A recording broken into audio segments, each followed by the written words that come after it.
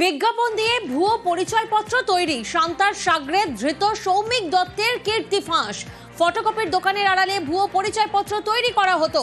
আর কি কি তথ্য সামনে আসছে, প্রতিনিধি রৌনক এই মুহূর্তে আমাদের সঙ্গে রয়েছেন। রৌনক, কিভাবে এই চক্র কাজ করতো? দেখো, একেবারে অভিনব কায়দায় সমাজ মাধ্যমে অ্যাড দিয়ে এই ভুয়ো আধার কার্ড, ভোটার কার্ড এবং রেশন কার্ড তৈরি করতো সৌমিক দত্ত।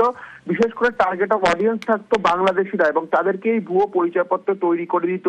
এই কারবার একটি অভিনব পন্থায় তিনি চালাতেন। সমাজ মাধ্যমের একটি জায়গাতে তিনি অ্যাড দিতেন এবং তার সঙ্গে যোগাযোগ করলেই হোয়াটসঅ্যাপে পাঠিয়ে দেওয়া হতো তার নাম্বার, সেখানে ঠিকানা, ছবি এবং ডিটেলস চাওয়া হতো।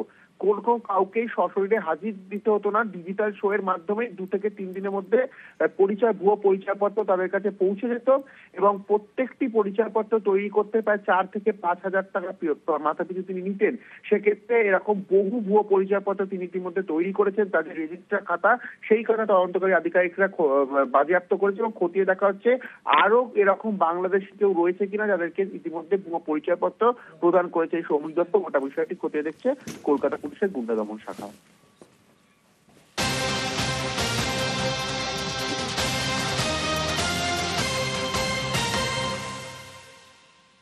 আর এবার নজর রাখবো সোদপুরের দিকে। সোদপুরের মহেন্দ্রনগরে দুষ্কৃতী দৌরাত্ম্য, মদ জুয়ার থেকে প্রতিবাদ করায় হামলা, রাতে বাড়িতে ভাঙচুরের অভিযোগ সামনে আসে। প্রতিনিধি সুবীর এই মুহূর্তে আমাদের সঙ্গে রয়েছেন। সুবীর, কাদের বিরুদ্ধে এই অভিযোগ এবং কোনো আইনি পদক্ষেপ? দেখো, পানিহাটি পৌরসভার 20 নম্বর ওয়ার্ড সোদপুর মহেন্দ্রনগর এলাকাতে কিন্তু রাত্রিবেলা এইভাবে কিন্তু জুয়া এবং মদের আসর বসে দুষ্কৃতীদের, এবং এই দুষ্কৃতীদের দৌড়াতে কিন্তু এলাকার মহিলারা আতঙ্কে রয়েছেন এবং তারা রাস্তা দিয়ে হাঁটাচলা করতে পারেন না। এবং এই প্রতিবাদ করাতেই রাত্রিবেলা দুষ্কৃতী তাণ্ডব এবং পাশাপাশি আলমারি ভেঙে সেখান থেকে টাকা পয়সা, সোনার গহনা কিন্তু লুট করার অভিযোগ উঠেছে দুষ্কৃতীদের বিরুদ্ধে। ইতিমধ্যে ঘোলা থানায় অভিযোগ দায়ের করা হয়েছে। এলাকার মানুষ আতঙ্কে রয়েছেন এবং ঘোলা থানার পুলিশের নিষ্ক্রিয়তার অভিযোগ তুলে কিন্তু যেমন এলাকার মানুষ সরব হয়েছেন, পাশাপাশি স্থানীয় যিনি কাউন্সিলর রয়েছেন স্বপন কুন্ডু, তিনিও কিন্তু সরব হয়েছেন এবং দুষ্কৃতী দৌরাত্ম্য থেকে কিভাবে এলাকার মানুষ রক্ষা করা যায় প্রশাসনের উপরে কিন্তু তিনি আস্থা রাখছেন এবং তিনি বলছেন যে যত দ্রুত সম্ভব দুষ্কৃতীদের এই এলাকা থেকে, দুষ্কৃতীর মুক্তাঞ্চল থেকে কিন্তু এই এলাকা থেকে বার করতে হবে। বেশ, এখানে গেজা আড্ডা, মদের আড্ডা, জুয়ার আড্ডা, সারা রাত ভরে খেলে, গালাগালি দেয়। আমি কতবার ওদের বারণ করছি, ওরা কিছুতে শোনে না। আর উল্টে প্রতিবাদ করলে আমার ওই যে জানলার কাজ ভেঙে যায়। এটা তো হওয়া উচিত না পাড়ার মধ্যে, এটা তো খেলাপগড় না। আমরা চাইছি এগুলো বন্ধ হোক। কিছু দুষ্কৃতকারী সমস্ত জায়গারই একটা জমায়েত হয়, এখানে রাউডিংটা হয়, মদ জুয়া সব কিছুই চলে। কিছু লোকজনকে নিয়ে কয়েকবার আমি ওইখানে গিয়ে প্রতিবাদ করেছি। যখন প্রতিবাদ করতে যাচ্ছি তারা তাদের মতন পালিয়ে চলে যাচ্ছে। স্পটে আমরা কাউকে পাচ্ছি না। তাও একবার আমরা পেয়েছিলাম, তাদের ধরে অনেক বোঝানো হয়েছে এবং কিছু মারধরও করা হয়েছে। বেশ কিছুদিন বন্ধ ছিল, কিন্তু তার পরবর্তীকালে আবার সেই জিনিসটা হচ্ছে। এই জায়গাটায় এলাকার লোকদের সমস্ত অ্যাসেম্বলি হয়ে তারা যদি লড়াই করে, আমি তাদের পাশে সবসময়ের জন্য আছি, আমি থাকব। বাংলাদেশি মডেলের ভারতীয় নথি, আগেই পুলিশের জালে শান্তা পাল, এবার গ্রেফতার তাঁর ঘনিষ্ঠ দুজন। উত্তর 24 পরগনার নৈহাটি থেকে সৌমিক দত্ত এবং পূর্ব বর্ধমানের মেমারি থেকে শেখ মমতাজ উদ্দিন।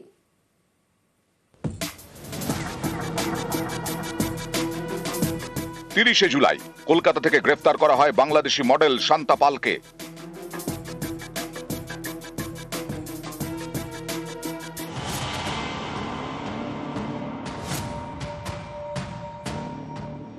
মঙ্গলবার নৈহাটি এবং মেমারি থেকে কলকাতা পুলিশের জালে 2। শান্তা পাল বাংলাদেশ থেকে ভারতে ঢোকে এদেশের ভুয়ো আধার কার্ড, প্যান কার্ড তৈরি করে, তারপর সেই সব দেখিয়ে রাষ্ট্রায়ত্ত ব্যাংকে মোটা টাকার লোনের জন্য আবেদন। কিন্তু এই সব ভুয়ো নথি শান্তা পাল তৈরি করলো কিভাবে তা জানতে শান্তাকে জেরা করেন তদন্তকারীরা। তাতেই মেমারির শেখ মমতাজ উদ্দিন এবং নৈহাটির সৌমিক দত্তর নাম জানা যায়। মঙ্গলবার গ্রেফতার করা হয় দুজনকে। নৈহাটিতে সাইবার ক্যাফে রয়েছে বছর 36-এর সৌমিকের।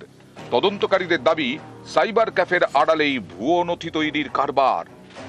তদন্তকারীদের দাবি কলকাতা থেকে গ্রেফতার হওয়া বাংলাদেশি মডেল শান্তাকেও ভুয়ো নথি তৈরি করে দেন নৈহাটির সৌমিক এবং মেমারির মমতাজ উদ্দিন।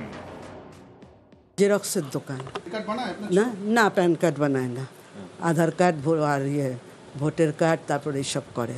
ওসব ওই যারা দেয় ওই করে দেয়, রিপ্রিন্ট করে দেয়। রিপ্রিন্ট মানে তৈরি নিয়ে আসে, হয়তো কারোর বয়সটা বাড়াতে হয় কমাতে হয় সেটা করে। পলাশচন্দ্র রায় বাংলাদেশের নাগরিক, সেখানকার ভোটার কার্ডও রয়েছে। এই পলাশচন্দ্র রায়কে সোমবার শিলিগুড়ির খড়িবাড়ি থেকে গ্রেফতার করা হয় অনুপ্রবেশের অভিযোগে। তদন্তকারীরা জানতে পেরেছেন গত বছর শিলিগুড়িতে আসেন পলাশচন্দ্র রায়। অভিযোগ ফুলবাড়ি সীমান্ত দিয়ে ঢোকেন, থাকতে শুরু করেন মামা বাড়িতে, তৈরি করে ফেলেন এদেশের আধার কার্ড। সোমবার পলাশচন্দ্র রায়ের মামা বাড়ি থেকে তাকে পাকড়াও করে এসএসবি, তুলে দেয় খড়িবাড়ি পুলিশের হাতে। নিউজ 18 বাংলা।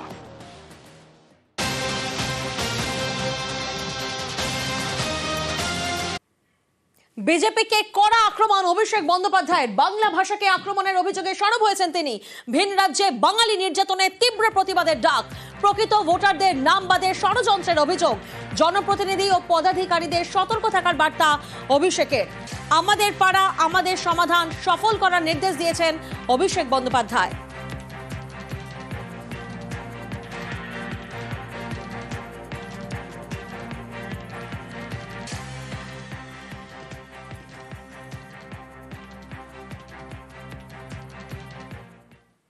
নির্বাচন কমিশনের এফআইআর নির্দেশ মানবে না রাজ্য সরকার।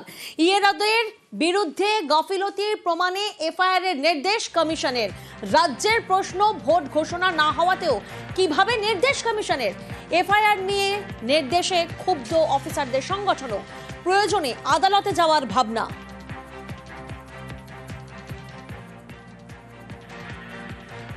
ইআরওদের গাফিলতিতে ভোটার তালিকায় ভূত, সিইও দফতরের তদন্তে চূড়ান্ত গাফিলতির প্রমাণ।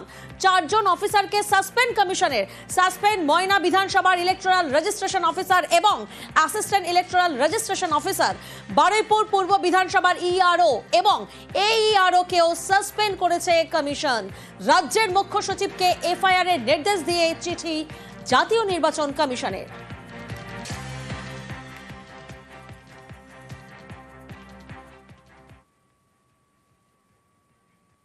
বেওয়ারিশ ভোটার কার্ড নিয়ে তৎপর কমিশন। ভোটার কার্ড থাকলেও ভোটারের হদিশ নেই।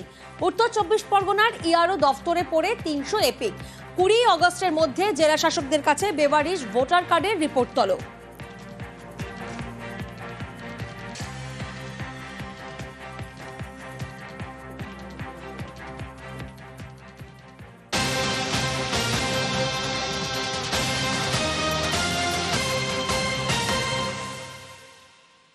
আর এইসবের মধ্যে সমীক্ষায় ফের ভুতুড়ে ভোটারের হদিশ।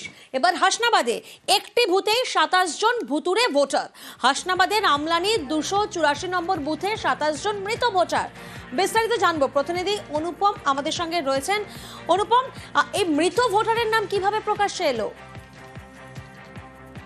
দেখো, এই যে আমলানি পঞ্চায়েতের 284 নাম্বার বুথ, এইখানে মোট ভোটারের সংখ্যা 339 জন, তার মধ্যে 27 জন মৃত, এমনটাই কিন্তু দাবি করছে এলাকার মানুষ। এবং যেসব মৃত ব্যক্তির নাম যাদের এই ভোটার তালিকায় রয়েছে তাদের বাড়িতেও আমরা গিয়েছি, তাদের পরিবারের লোকজনও কিন্তু স্বীকার করে নিচ্ছে যে হ্যাঁ, তাদের পরিবারের লোকজন যাদের নাম ভোটার তালিকায় রয়েছে তারা মৃত। কেউ 2 বছর আগে মারা গেছে, কেউ 5 বছর আগে মারা গেছে, কেউ 10 বছর আগে মারা গেছে, কিন্তু তাদের নাম কিন্তু এখনো পর্যন্ত ভোটার তালিকায় জলজল করছে। এবং তারা কিন্তু প্রতিটাই কিন্তু পঞ্চায়েতের থেকে কিন্তু ডেথ সার্টিফিকেট তুলে নিয়েছে। এবং নিয়ম অনুযায়ী ডেথ সার্টিফিকেট তোলার পরে পদ্ধতি অনুযায়ী কিন্তু ভোটার তালিকা থেকে নাম বাদ দেওয়ার কিন্তু সিস্টেম, কিন্তু সেখানে কিন্তু 2 বছর 5 বছর 10 বছর আগে মারা যাওয়ার পরেও এই ভোটার তালিকায় কিন্তু নাম রয়েছে। এলাকার মানুষ ভোটার তালিকা যখন নতুন ভোটার তালিকা এসেছে, তারা ভোটার তালিকা দেখতে গিয়ে তাদের যখন চক্ষু চড়কায় যে একটা বুথে যেখানে 939 জন মোট ভোটার, তার মধ্যে 27 জন ভোটার যারা মৃত, বহুদিন আগে মারা গেছে। শুধু তাই না, এলাকার মানুষের আরো যেটা দাবি করছে যে বহু মহিলা আছে যারা বিবাহ সূত্রে অন্যত্র চলে গেছে 2 বছর 5 বছর 10 বছর আগে, তারা সেখানে গিয়ে ভোটার রয়েছে, তাদেরও নাম আর এই ভুতুড়ে ভোটার নিয়ে সরব বিজেপি, খতিয়ে দেখে ব্যবস্থার আশ্বাস পঞ্চায়েতের।